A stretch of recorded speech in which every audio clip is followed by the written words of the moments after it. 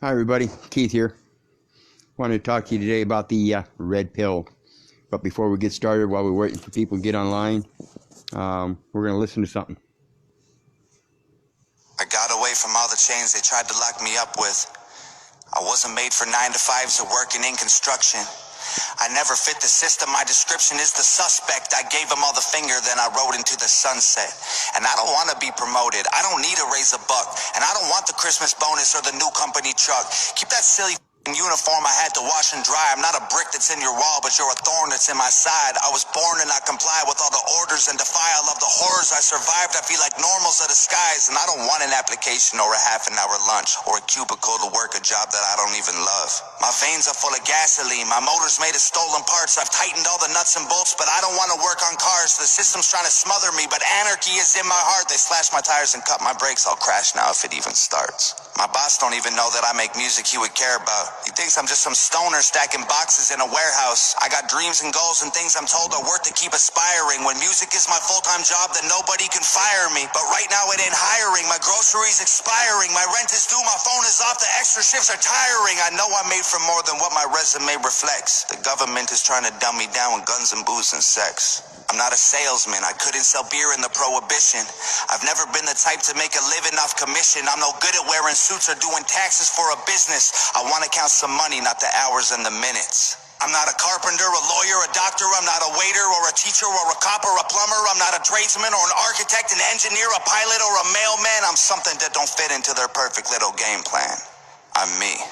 And they can try to kill my spirit with overtime when the barn burns. But if there's one thing I ain't scared of, it is long days and hard work. So they can pay themselves $1 while I only make a cent. But I will stack up all my pennies till they're higher than the fence. Then I'll climb them like a ladder and jump to the other side. Spend the nickels that I made on a taxi or hitch a ride. But they never thought they'd see the day I left them to survive and use the system that they built to leave their system all behind. That, folks, was Tom MacDonald. You can look him up on YouTube. He's got a lot of great stuff out there, but that one there is Anarchy, spoken word. Tom MacDonald. TOMMACDONALD. And that again was Anarchy, spoken word. And today I want to talk to everybody about that. This thing about anarchy and everything, and what Tom MacDonald says in that, in all the different things that people use to describe us. And one of the biggest things that we get confused with is that in this movement, everybody seems to think that the government has created us as a citizen, and they have not. They've created a person known as a citizen, and that is the birth certificate. Now, I don't have a perfect understanding of exactly how everything works, but when I decided to take that red pill and stop, I did exactly that. I stopped everything. I stopped committing myself to any kind of contracts, period. I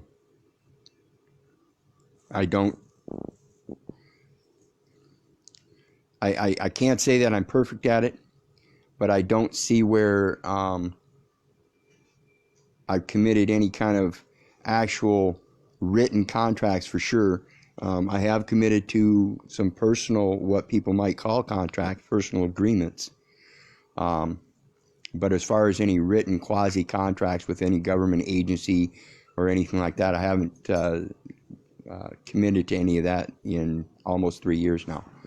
And basically what it comes down to is that birth certificate. When we're first born, the hospital puts out what's known as a hospital birth record. And what they do is they take that to the county registrar to have it recorded. And what happens first is the county registrar has to certify that. Now, if you think about things in the terms of commerce and instruments, financial instruments, a certificate is one of those such things. It's a financial instrument. And so when the county registrar certifies that document, they are putting a signature on it with a second signature, making a financial instrument that is then deposited as a general deposit in the local public charitable trust. That there is then that information is used to create a birth certificate. That birth certificate is, again, deposited in as a general deposit in the Public Charitable Trust of the United States Treasury. This is done as a treasury bond. It's known as a treasury bond. They print up the birth certificate as a treasury bond. That is supposedly backed by $250,000 or somewhere about there. I can't say that that's an accurate amount. That's one of the figures I've heard. I've heard 650,000, but we'll just say it's supposedly a deposit of a certain sum of funds. Funds. Again, we're looking at that word funds. You're going to hear me using that word funds.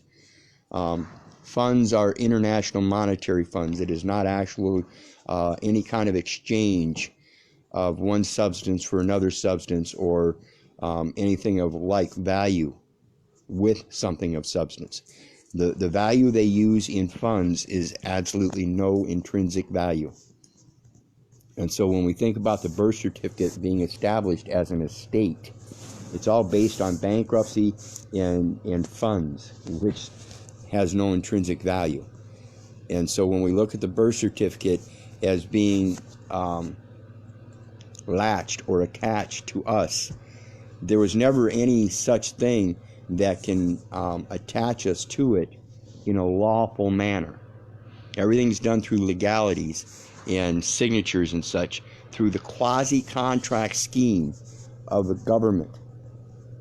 When a government hires somebody else to do their job for them, then they're no longer conducting affairs in good faith of the people, particularly when that corporation is trespassing the very people that is supposed to be governing for. So think about that. So back to the birth certificate. When it comes to this birth certificate, when I first woke up to realizing what it was and how deeply it was entailed in our lives in regards to the public education system, your vaccinations, all of that, in regards to the languages that are used in reference to that, child, minor, parent, father, husband, wife, even your marriage contracts, those are quasi-contracts. And so when I took that red pill, I quit all of that because I knew I couldn't afford to enter into any more contracts that were going to cause me harm or injury in the future. So until I learn enough about this where I can go back out and start performing commerce, I refuse to do any commerce. And that includes, to this day, just so you folks, everybody understands, I have not authenticated the birth certificate either on the state level or the federal level. I've not done a DBA. I've not done an actual durable power of attorney, except for minor paperwork that I entered into my last case a few years back. But other than that, I haven't done any of this paperwork because I myself do not know the full and complete truth, the whole truth, and nothing but the truth. I know a lot of fiction. I know a lot of hearsay. I know a lot of information that they have on their books, in their codes, in their statutes. Things that my creation is antecedent to the formation of. I don't care if it's a religion, a financial industry, a financial community. I don't care if it's a world community. I don't care if it's a local community. I don't care if it's a household community. I don't care what it is. If it's not mine or wasn't created under my creation, then I don't have to subject myself to it. So therefore, anything that I subject myself to in my preference should be real and not fictional. If I want to subject myself to fictional things, I'll go ahead and keep daydreaming. I'll go ahead and keep sleeping. I'll go ahead and keep sleepwalking. But until that time, I'm going to keep putting out all the information I can and not do anything in regards to commerce until I know that if I step back forward into that I am actually doing so in love. if I'm going to do anything, and this is the way I look at it, people, in a system where we profit and we use this form of substances to show some kind of profit or an advantage over someone else, give some kind of significance to the concept that we are somehow better than them. And in order to do that, then you're taking advantage of them yourself. And that is not something that you do in an act of love. In acts of love, you do things for the better of everybody and everything around you. We think about ourselves in the universe. We think about everybody around us as a matter of the multiverse. And then we think about everything around us in the matters of the omniverse.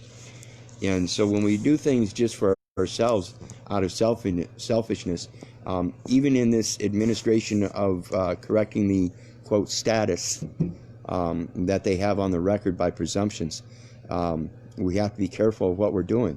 You know, if we're going to commit to doing this stuff and later on find out that we've hastily gone about doing this stuff that then turns around and harms others, then should we really have done it? And that's where I'm at right now. I know a lot of people have a lot of different processes for this and that, and I know that according to the guidelines that they've written in their United States codes, the UCC, in all the trust and estate laws, your private association format under the union, International Labor Union is where you get your private association stuff at. But even under that, I still don't know enough to be able to put myself out there in the conditional concept of doing it with nothing but love. And therefore I have to cover my errors, at least any kind of foreseeable errors. There's always going to be errors. We're always going to make mistakes. We're never going to be perfect.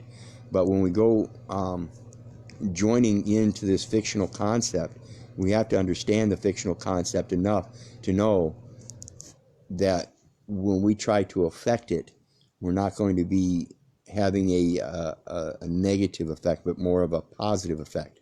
Because if we're going to enter this world of commerce and, in effect, take advantage of other people in order to raise ourselves in that, quote, status, then are we really doing so out of love, or are we doing it in sin? Is that what truly makes us the debtor, is our involvement in that? If we believe in that supposed the supposed funds that are deposited in that birth certificate account, if we believe that and we follow that and we use that as our precept of all of our actions, are we falling under the guise of that 1 Timothy chapter 6 verse 10, where it says, for the love of money is the root of all evil? You know, if we're doing it to try to fix our money concept, then I think maybe we're doing it in the wrong way. I think we need to fix our love concept first and then go forward from there. So anyway, when it comes to that red pill, that's what I did. I quit, not just with the commerce, but I quit the hating and everything too. I came to a point where I've got to, and again, I'm not perfect. I still have times where I believe I hate something or somebody, and I have to object to that myself when I re-examine my thoughts and emotions. But at the same point, I've come to a point where I've quit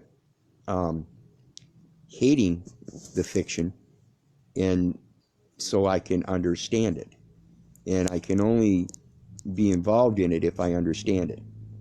So again, I can't go getting involved until I understand it enough in its complexities, so that when I do step in, I'm not going to be sinking and then pulling others down with me, but rather, like the good old book says, walk on water. In my concept of it, that good old book that talks about the man named Jesus walking on water was in reference to his ability to walk into these admiralty jurisdictions, these admiralty maritime jurisdictions, and point out that their fiction doesn't affect them. And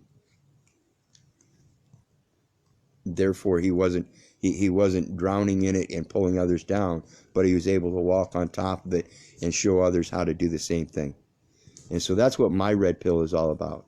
You know, we hear people talking about the red pill or the green pill all the time. Red pill, blue pill, I don't know which, blue pill.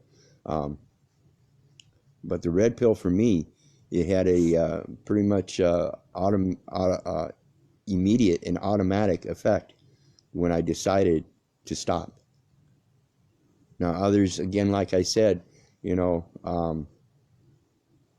I'm a particular position where I don't have a lot of folks depending on me for anything anymore, and that what they do depend on me isn't really dependent upon me, but just a dependency. And so as far as I'm concerned, there are a lot of things that I'm free to do that other people wouldn't be. You know, I can go ahead and hop in somebody's car and travel down the road without a license and not worry about it.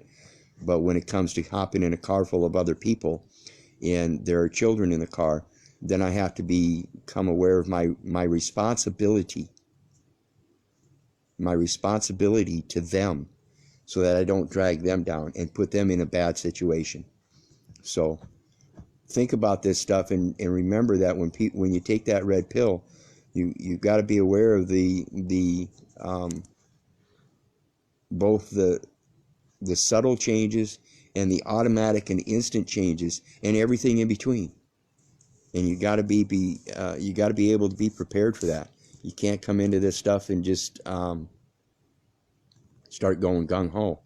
That was one of the things I did in regards to the private plates, and I still haven't been able to attain another car so that I could proudly travel about and show others how to do it yet. But as soon as I do, I'll certainly have no problem. But again, that's because I'm in a different situation than most. You know, being a single entity with those sovereign powers and knowing that I don't have to depend on anybody, my own self, that puts me in a greater position, but it also puts me with greater responsibilities. Like I said, if I'm going to go walking through this, I can't be dragging other people down with me if I'm going to drown. So I wade carefully in the shallows for now, and slowly getting deeper and deeper until I learn how to walk on top. So hopefully the message here today is that when you get involved in this stuff, do your research. Do your research. Do your research. Because like I've said many times, I don't want you to believe in your government anymore. I don't want you to believe in any of this stuff. But I don't want you believing me either. I want you to get out there and find out for yourself. So in regards to that blue pill again, the best thing you can do is just stop doing certain things in your life, one thing at a time. Get rid of those dependencies. Get rid of the things that you're dependent upon in regards to somebody else being able to provide for you. Your groceries are a big thing. Start growing your own gardens. Take the time to teach your children how to grow the garden and stuff. And don't, you can't give me any of this thing about you don't have time to teach your children to do this stuff, because you do. If you didn't spend all the time online and watching TV and all the stuff that fills you with the cognitive dissonance to begin with, then you would be able to express yourself more clearly. And let me tell you, folks, if you have a more natural diet with your fruits and vegetables and things like that, nuts and grains, pure, without all the bleaches and chemical additives that you get from your grocery producers. If you learn how to do this stuff yourself, you can come up with those grains. Don't let the city ordinance tell you that you have to mow your grass because it's over 8 inches. You can let that shit grow and use it as grain. Fuck, cut the grass and grow wheat. Who the fuck are they to tell you who you are and what you can and can't do?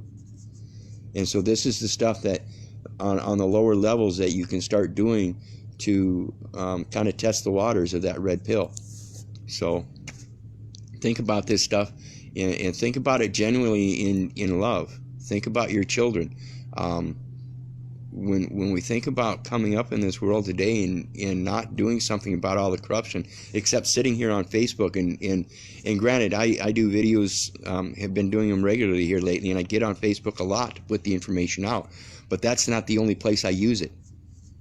I use it to enforce myself everywhere I go. If I get a receipt, I'm saving that receipt for a cash original issue discount on what's known as a promissory note.